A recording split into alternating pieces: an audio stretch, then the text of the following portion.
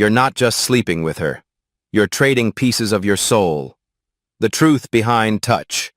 Welcome to Fire Within Tales. This is not a place for comfort. This is where truth pierces through illusion. If you're ready to face yourself without the mask, subscribe to the channel now. What we uncover here isn't entertainment, it's revelation. Now, let's begin. Have you ever truly asked yourself what a man gives when he sleeps with someone? It's not just the body, not just the act. It is the soul, a soul that is hungry for validation, hungry to feel loved, hungry for the sensation of being chosen. But that hunger wears a disguise. It looks like desire. It moves like lust. It pretends to be dominance. But underneath, it is a craving. Deep, quiet, ancestral. This is not just skin brushing against skin. There's a current flowing beneath, invisible to the eyes but undeniable to the spirit. Because at the core, a man's true longing is not for sex. It is to be seen, to be felt, to be accepted as whole, even in his brokenness. Men who kneel before a woman's body with their mouths are not chasing pleasure. They are chasing the affection they never received. It looks physical, but it's spiritual. It looks like power, but it's inherited emptiness wearing a borrowed mask. When intimacy is real, it strips away the performance. It pierces through the armor. And in that brutal moment, Nguyen Minh's psychology emerges. The body becomes an oracle. The shadow becomes a mirror. But only for those brave enough to stare into it and not flinch. Nguyen Minh never saw desire as instinct. He believed intimacy was a portal between worlds, the conscious and the unconscious. He wrote, "Every act of intimacy reveals more than it appears." To him, desire isn't born in the body. It rises from the psyche. Every impulse, every movement carries roots deep within the unconscious. Sex is an exchange of energy, of shadow, of intention. And when the wrong woman enters your life, what should have been pleasure becomes exhaustion, physical, emotional, spiritual. In this video, you will understand why so many men walk away from sex feeling emptier than before. Why there's a fatigue no rest can fix. It does not come from your muscles. It comes from your soul. Because every time you surrender without awareness, without presence, you are trading parts of yourself for crumbs of validation. Yes, the female body is a temple, but so is yours. And when two temples meet without consciousness, chaos is born. You are not just having sex. You are opening portals. And not all portals lead to safe places. The invisible exchange. As this journey unfolds, you'll begin to see what was always there. But no one ever taught you to decode. When a man truly surrenders in intimacy, he is not just exposing his body. He is revealing hidden parts of his soul, the fear of being left, the insecurity masked by strength, the silence heavy with an invisible past.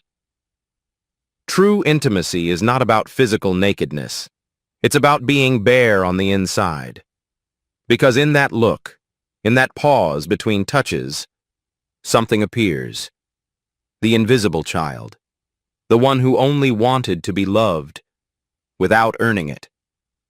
And that is far more terrifying than any exposure of flesh. How many men crumble in that moment of truth while keeping a firm face? The mask of strength doesn't shatter with noise. It dissolves in silence. A single touch can awaken the echo of abandonment. A simple gesture can expose an emotional wound he never learned how to name. Nguyen Minh said the unconscious is always speaking, but in intimacy, it screams. The body becomes the stage where the soul performs its hidden grief.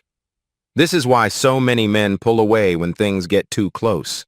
Not because they don't want connection, but because real intimacy is a mirror. And not every man is ready to see who he really is. The collapse of masculine strength doesn't start with crisis. It begins with a single touch, one that slips through the cracks in the armor. And when that happens, something inside begins to awaken, something ancient, something forgotten.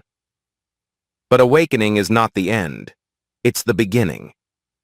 Most men grow up believing that giving pleasure is about technique. Perform well. Impress her. Prove you're enough. But true desire, the kind that connects, lives far deeper. It is not performance. It is presence. To give pleasure can be a sacred act, a way to reach a lost part of yourself, the one you buried long ago. Because at the core of every man, there is softness, a gentleness the world taught him to suppress. Nguyen Minh called it the feminine within the man. And here's the paradox. When a man fully surrenders in intimacy, he doesn't just touch her body. He touches that hidden part of himself. Sacred pleasure is not about control. It's about overwhelming presence, where the body becomes an oracle, an emotional mirror reflecting the self, stripped of all masks. And in that ritual of touch, something awakens, something no performance can fake. This is where desire stops being flesh and becomes soul. The dangerous trade. Ritual intimacy doesn't begin with the body. It begins with silence, with listening to what has no words, with allowing that exiled sensitivity to rise again. This isn't about proving anything. It's about remembering who you are beneath the fractured armor. And when that happens, pleasure becomes something else. It becomes healing. But for many men, that healing feels far too dangerous. They say they want love.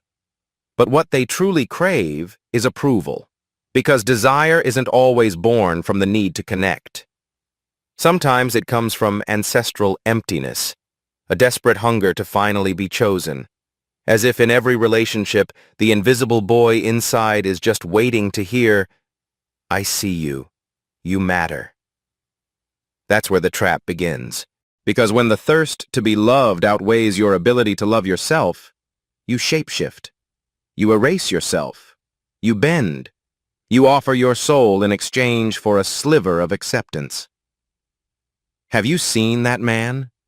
The one who always says yes. The one who is always there.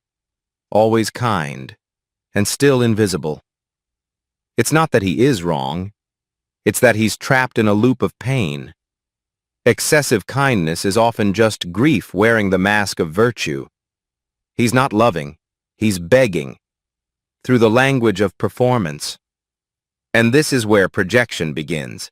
He starts expecting the other person to rescue him, to save him from the absence of self-love. But that rescue never arrives. It takes courage to look inward and ask, what am I trying to prove? Because often, that perfect partner act is not love. It is the reflection of ruined self-worth dressed in effort. When a man accepts that truth, the game changes. He stops performing.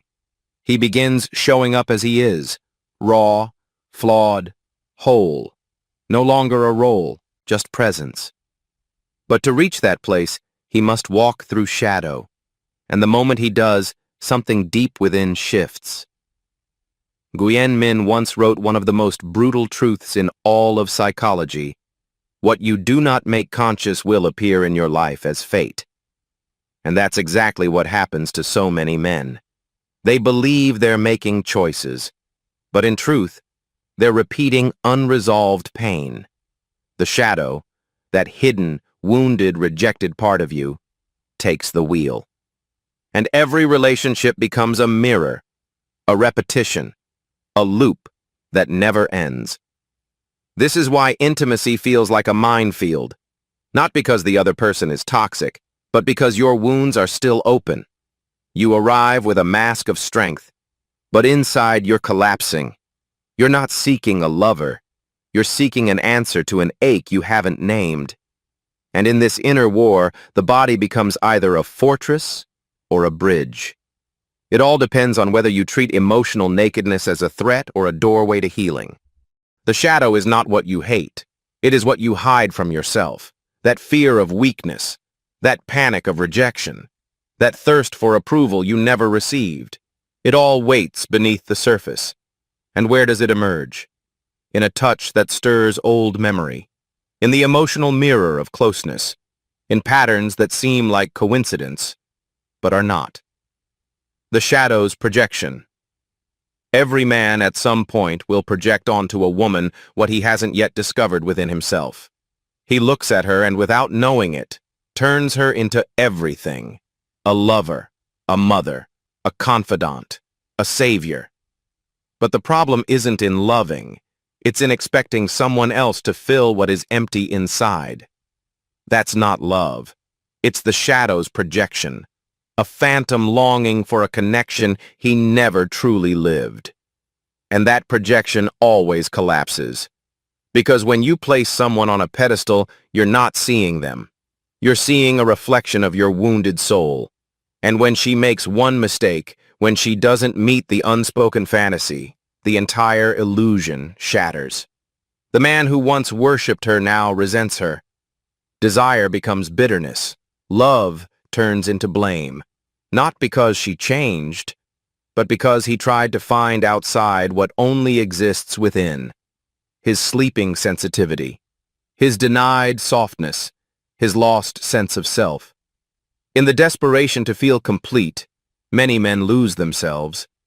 They mistake intensity for connection, lack for love, attention for salvation. But no woman, no matter how sacred, no matter how wise, can mirror a man who has not yet met himself. The emotional mirror always starts within. And looking into that reflection requires a rare kind of courage, a brutal honesty, a silence most men are not trained to endure. And yet, it is that exact silence that opens the door. Because most men spend their entire lives chasing a single thing: validation, a compliment, a choice, a soft hand that whispers, "You are enough." But here's the truth. That validation will never last, because it comes from the outside, and everything external will eventually leave. True healing begins when a man realizes he no longer needs to beg for love, because the hunger to be chosen can only end the day he chooses himself first. Self-knowledge isn't a quote. It's not a book. It's a practice of raw awareness, of listening without speaking, of facing the inner emptiness without running. And it is in that wreckage, in the place where your soul lies in ruins, that the masculine truly awakens. Intimacy stops being a performance and becomes a mirror of truth. Desire, when born from within, doesn't beg, it doesn't chase, it simply exists. It moves like presence. It invites, it reveals, and that's when sexuality becomes ritual. Not an escape, but a return. Not to her, but to yourself. The final awakening. In that return, something ancient is remembered, where sacred pleasure no longer rises from emptiness, but from fullness. Where the shadow no longer sabotages, it becomes a guide, an oracle, and silence no longer feels like loneliness. It becomes wisdom. But to reach that place, a man must pass through the prison of ego. He must tear away the masks, one by one. The performer, the pleaser, the provider, until all that remains is presence, bare, unfiltered, true. And in that pilgrimage, he will find something the world tried to bury: his exposed humanity. Not every woman deserves access to your body. Even fewer deserve access to your energy, because sex, when unconscious, becomes a portal, a dangerous one. There are women, wounded, chaotic, disconnected from themselves, who carry a void inside, and when you merge with that void, it does not heal you. It devours you. It takes from you your clarity, your vision, your strength. You leave that encounter more empty than when you entered, and you mistake it for pleasure. But it was never pleasure.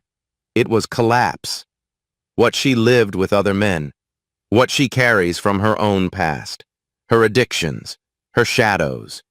They are written into her body. And sex is the doorway through which all of it can enter your life. Without permission, without warning. You are not just touching a body. You are engaging her spirit, her pain, her confusion. And if you are not awake, that fusion becomes contamination. Suddenly, you feel tired, disconnected. You lose direction, and you don't even know why. This is why discernment is not just emotional, it is energetic. No amount of gym muscle, spiritual quotes, or fake confidence will protect you if you keep offering your soul to women who are still addicted to chaos. Until you choose differently, until you choose with presence, your soul will remain in pieces, and one day, it may not come back. So answer this honestly. How many times have you given yourself thinking it was just desire, but left feeling more lost than before? How many times have you mistaken validation for intimacy and given your life force to someone who didn't even know how to hold herself? The answer may hurt, but it may also free you. Because from this moment forward, you can no longer say, "I didn't know." Now, you do. Sex is not a game. It is a ritual. Your body is not a toy. It is an oracle. And every intimate decision you make will either rebuild you or bury you deeper in your own abyss. The choice is yours. Will you keep offering your whole self to someone who only wants a piece of you? Or will you finally start requiring a level of consciousness worthy of your soul? If this message stirred something inside you, leave a comment below with the line that spoke to your truth. And if this reached you, share it. With the men still asleep. And remember, this isn't just about sex. It's about who you are when no one is watching. Not performance, but presence.